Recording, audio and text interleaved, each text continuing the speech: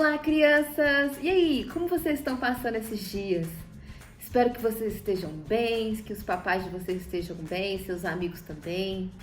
A tia tá com muita saudade, muita vontade de poder ver todos vocês. Mas a gente sabe que esse é o momento agora da gente se cuidar, não é? Só que é maravilhoso também a gente poder ter esse momento de comunhão, né? De poder levar a palavra de Deus, mesmo que a gente não esteja pertinho um do outro. E para começar mais uma EBD, como a gente sempre costuma, a gente vai começar com uma oração, não é? Agradecendo a Deus. Senhor Deus e Pai, agradeço a Ti pelas Tuas bênçãos, pelo Teu cuidado com todos nós. Agradecemos a Ti porque o Senhor tem sido maravilhoso com as nossas vidas. Agradeço a Ti pela oportunidade de podermos mais uma vez ouvir da Tua palavra e o que o Senhor tem para nos passar e nos abençoar, Senhor Deus e Pai. E em nome de Jesus é que eu te oro. Amém. Bom, antes da gente iniciar a nossa aula, vamos começar com um cântico, um que eu sei que vocês gostam bastante. Vem comigo?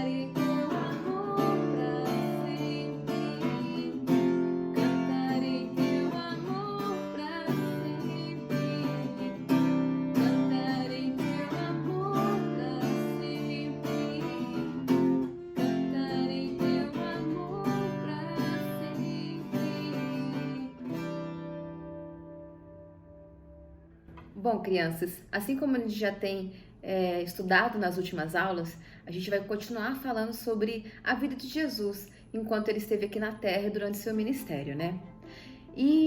Mas eu queria fazer uma perguntinha para vocês antes. Vocês sabem o que é um plano? Vocês já fizeram algum plano antes? Olha, eu acho que vocês já fizeram, mas eu vou dar um exemplo para vocês. Ó, isso daqui é um plano, um planner que a gente chama.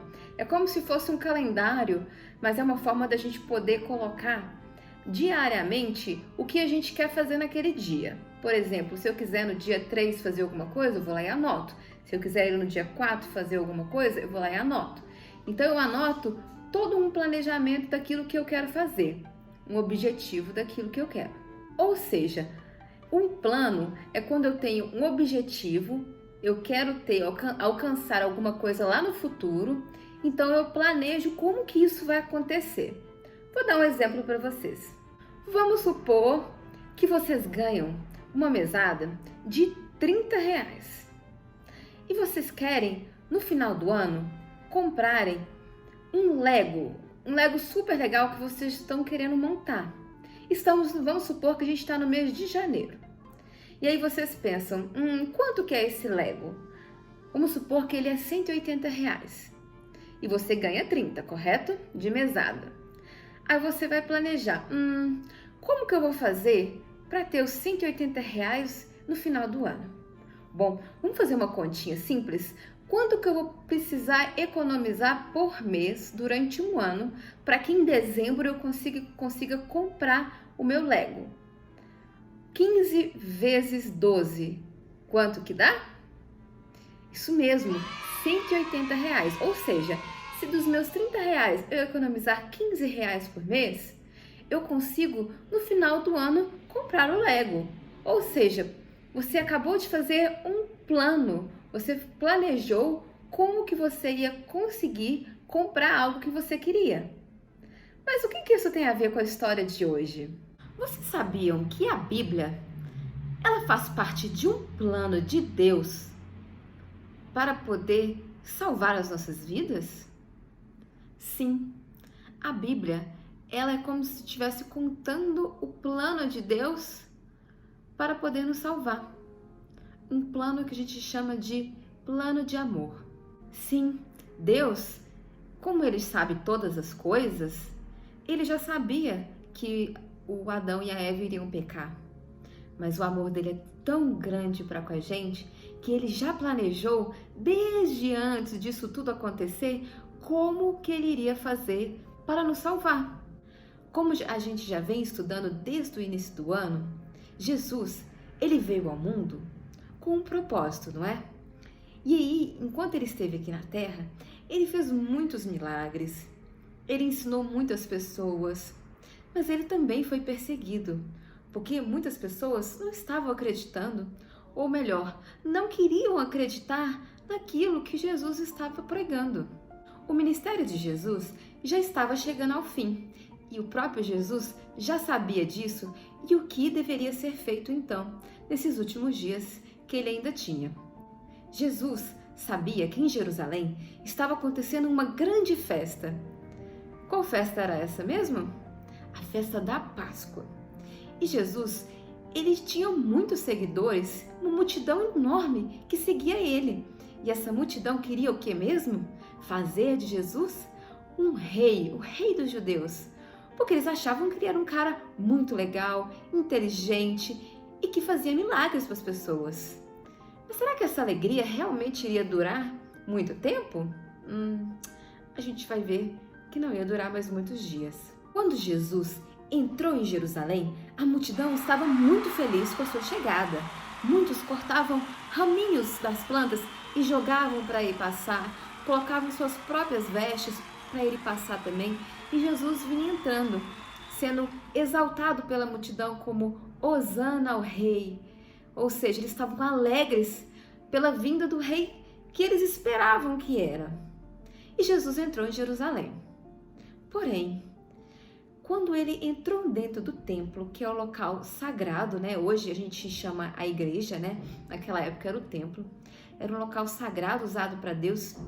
Ele encontrou tudo, menos pessoas adorando a Deus. Sim, tinham pessoas vendendo coisas, pessoas fazendo tipos de trocas. O templo estava todo poluído com coisas que não eram sagradas. E Jesus não se agradou nada disso. Então ele entrou no templo e foi e purificou o templo inteiro. Jogou todas as coisas do chão, as mesas no chão e mandou todo mundo ir embora. Porque aquele local era um local santo. Depois deste acontecimento, Jesus ainda tinha algo muito precioso para nos ensinar. Uma lição sobre o amor. Jesus, ele recitou um dos mandamentos que já era usado no Antigo Testamento. Amarás o Senhor teu Deus de todo o teu coração, de toda a tua alma e de todo o teu entendimento. Isso mesmo, nós temos que amar a Deus acima de todas as coisas. Mas além de amar a Deus, ele queria deixar mais um novo mandamento. E qual era esse? Amarás o teu próximo como a ti mesmo. Isso mesmo, nós temos que amar o próximo. Mesmo que ele não seja tão legal com a gente, mesmo que ele não faça sempre coisas que agradam a gente tem que amar o outro. porque é amando o outro que a gente consegue falar de Jesus para ele, não é? Porém, nem todas as pessoas que estavam realmente ouvindo essas palavras estavam felizes com ela. Os sacerdotes não estavam concordando com as coisas que Jesus estava falando. Eles não aceitavam que Jesus era o Filho, o Messias enviado. Então, eles estavam fazendo de tudo para poderem tirar a vida de Cristo. Um dos 12 apóstolos, Judas Iscariotes, ele não amava a Cristo verdadeiramente. Então, ele decidiu fazer um complô, um pacto de traição, no qual ele venderia Jesus para que ele fosse morto. E em troca, ele ganharia algumas moedas. E os sacerdotes adoraram a ideia e fizeram o acordo com Judas. Um momento depois, Jesus, já sabendo tudo o que ia acontecer com ele, resolveu juntar todos os seus 12 apóstolos para poder passar mais um tempo com eles, durante uma ceia. Nessa ceia, Jesus ensinou mais uma lição valiosa, uma lição sobre humildade. Ele pegou os pés dos seus discípulos e começou a lavar. Mas eles acharam isso muito estranho. Como já viu um mestre, um senhor, lavando os pés dos seus servos? Isso não existe. É o contrário que acontece. Normalmente é o servo, era o escravo na época que lavava o pé. Porém, Jesus queria ensinar para os seus discípulos que ele veio a este mundo não para ser servido, mas para servir. E servir quem? Servir aos propósitos de Deus. E é isso que a gente tem que fazer também. Nós somos servos de Deus, não é? A nossa vontade tem que ser a mesma vontade de Deus. Os nossos desejos têm que ser os mesmos desejos de Deus. Porém, todo esse momento de comunhão e alegria estava para chegar ao fim. Judas, assim como ele já tinha feito o seu pacto de traição, estava esperando o momento certo para poder denunciá-lo. Logo depois que acabou a ceia, Jesus foi orar no Getsêmani. Quando ele terminou de orar, de repente começou a aparecer vários soldados armados com tochas e os próprios discípulos não estavam entendendo nada, mas Jesus já sabia que era chegada a hora. Sim, era chegada a hora dele ser preso. Logo em frente veio Judas e deu um beijo nele. Esse beijo indicava para os fariseus e os soldados de que aquele homem era Jesus. E naquele momento, Jesus foi preso. Os próprios discípulos ficaram muito assustados com tudo aquilo que estava acontecendo e quiseram até revidar. Mas Jesus disse, não façam isso, porque tudo o que está acontecendo está nos propósitos de Deus. Jesus, então, foi levado para um local chamado Sinédrio, para que ele fosse julgado contra os atos que ele tinha feito. A gente sabia que Jesus realmente não tinha feito nada, mas pelo simples fato dele ter falado que ele era filho de Deus e que ele veio para salvar o mundo, eles falaram que ele era digno de morte, ele era réu de morte. E aí eles ficaram com muita raiva e falaram, não, Jesus vai ter que morrer. Enquanto Jesus ainda estava sendo interrogado por esses homens, Pedro estava vendo de longe tudo o que estava acontecendo. E 3 vezes algumas pessoas chegaram e perguntaram para Pedro, você não é aquele discípulo que estava andando com Jesus? E as 3 vezes que as pessoas perguntaram isso para Pedro, ele negou. E depois que ele negou pela 3ª vez, o galo cantou. E isso Jesus já tinha dito para ele na ceia, de que Pedro o negaria. E ele nem estava acreditando que isso realmente ia acontecer. Mas Pedro o negou. Mas quando o galo cantou, ele percebeu que ele tinha feito algo horrível. Ele começou a chorar amargamente, porque ele estava muito arrependido de ter negado a Cristo. Depois que os homens já estavam cansados de interrogar Jesus, eles o levaram a um homem chamado Pilatos. Ele era o governador da época. Pilatos começou a fazer perguntas também. E durante as perguntas, ele viu que Jesus era inocente e que nada tinha feito para ser digno de morte. Porém, ele não entendia porque o povo queria tanto que Jesus morresse. Pilatos, então, ele teve uma ideia. Naquela época da Páscoa, era comum que um preso fosse solto e o outro fosse preso no lugar dele. Tinha um homem chamado Barrabás que ele tinha matado pessoas. E aí ele pensou, vou perguntar se eles querem que solte Barrabás ou soltem Jesus. E aí ele falou, gente, esse homem nada fez, por que vocês querem matá-lo? E a multidão gritava em alta voz, crucifica-o, crucifica-o. E Pilatos começou a ficar assustado, porque ele não entendia porque a multidão, que antes, no início da nossa aula, estava lá falando que ele era o rei dos judeus, felizes com sua entrada, agora eles já estavam com ódio de Jesus, pedindo que ele fosse crucificado. Uma morte considerada muito terrível para a época. E aí ele falou, vocês querem que solte quem? Barrabás ou Jesus? E o povo começou a gritar, Barrabás! Nós queremos que solte Barrabás!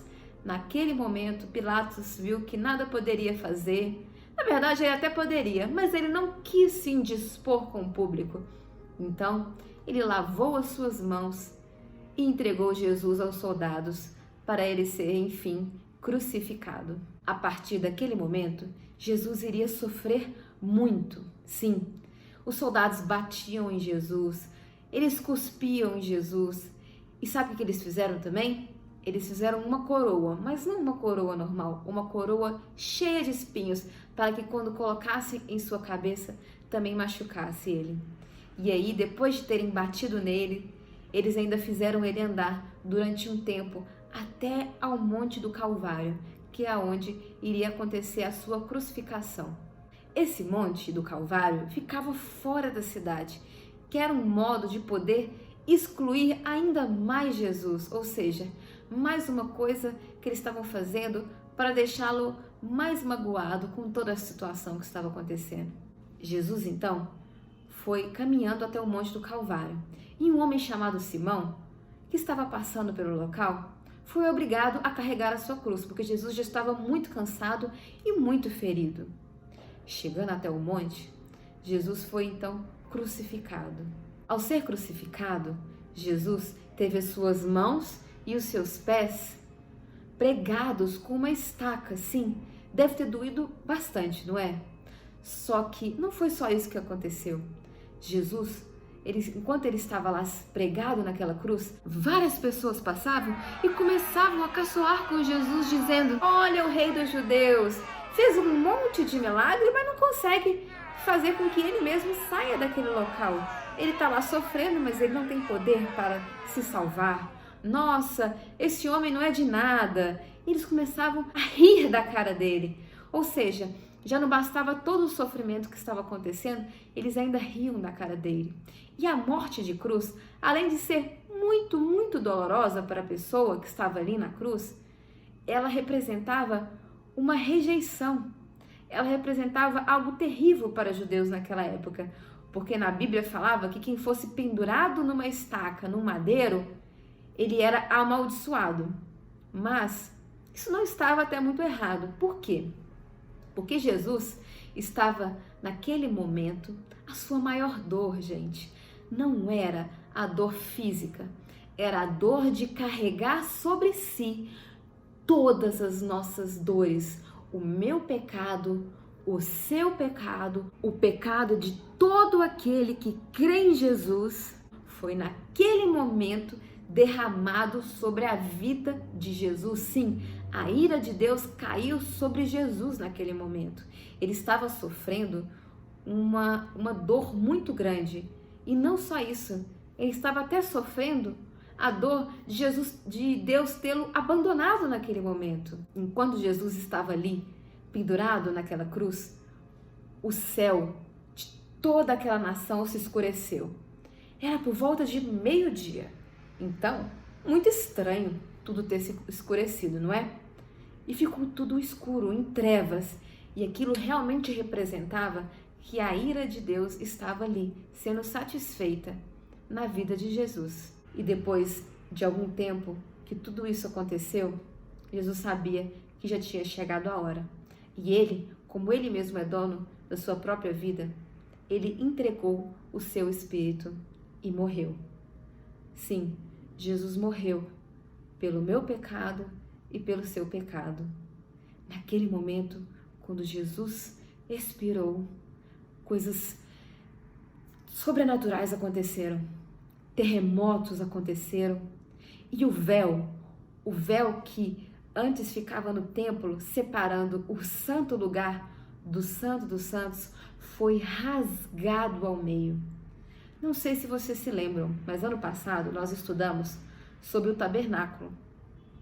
E existia um local chamado Santo dos Santos. Este local só poderia ser visitado uma vez por ano pelo sumo sacerdote. E o sumo sacerdote tinha que estar totalmente limpo. Ele entrava nesse local para poder expiar pecados e poder falar com Deus. Aquilo acontecia apenas uma vez por ano.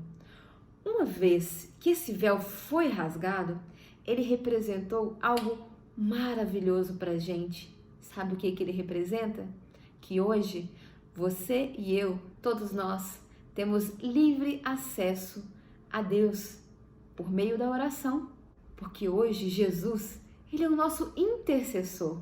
Tanto é que quando a gente ora, no final a gente fala em nome de Jesus. Olha que coisa maravilhosa! A gente tem livre acesso a Deus e pode falar com Ele a qualquer momento e onde você quiser. Assim que Jesus morreu, alguns homens que estavam lá guardando o seu corpo, vendo todas essas coisas aconteceram, eles olharam e falaram: isso não é uma coisa comum, isso nunca aconteceu antes. Então, realmente, Ele é o Filho de Deus. Ou seja, eles também reconheceram que aquele homem não era um homem qualquer. Ele era o próprio Filho de Deus. A gente sabe que essa história não terminou ainda, que ela vai ter um final maravilhoso que vai ser contada nas próximas aulas. Mas eu queria deixar para vocês essa lição de amor, essa lição que fala sobre o plano de Deus para poder salvar a nossa vida. Tudo isso que aconteceu faz parte desse plano de salvação. Jesus não poderia em momento nenhum negar a vontade de Deus. Por quê? Porque ele precisou passar por tudo isso para depois ressuscitar e dizer: eu venci a morte. Naquele momento, ele leva sobre si todos os nossos pecados. E aí, eu e você hoje, nós somos justificados. Deus olha para a gente e ele não vê mais um pecador. Não! Ele vê uma pessoa que foi justificada e teve todos os seus pecados limpos pelo sangue de Jesus. E é essa lição que eu quero deixar para vocês. Deus, ele enviou seu Filho para salvar a nossa vida. Vamos ler o versículo que a gente está estudando? Vamos lá? João 6:47. Vamos lá? Em verdade vos digo, quem crê em mim tem a vida eterna.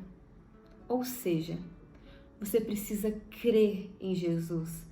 Você precisa crer que Jesus veio e operou todos esses milagres e morreu pela sua vida para te dar a vida eterna. Você crê em Jesus? E para finalizar a nossa aula, a gente vai cantar mais uma música para celebrar com júbilo todas as maravilhas que Deus e Jesus têm feito pela nossa vida. Vem comigo?